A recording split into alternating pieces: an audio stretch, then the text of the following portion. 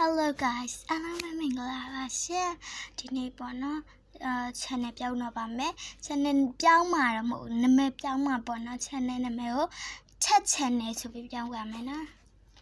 ချက်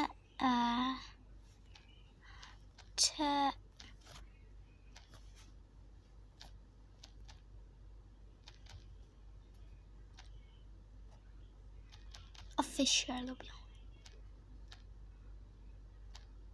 No.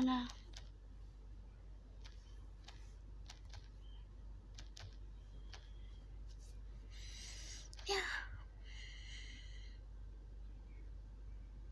ဒီ channel ပြောင်းလိုက်ပြီပေါ့နော်ပြီးရင်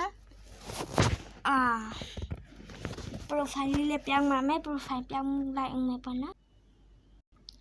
channel ရဲ့ profile လေးရတယ်ဒီ profile လေးကိုပြောင်းပါမယ်ရှင် Okay channel ရဲ့ profile လေးလည်းပြောင်းပြီးပြီဆိုတော့အခု channel အသစ်လေးကိုလည်းအားပေးကြပါဦးရှင်အဲ့တော့တက် channel ကနေပြီးတော့ပြန်ကြိုဆိုပါမယ်နော်တတာအားလုံးချစ်ပါတယ် I love you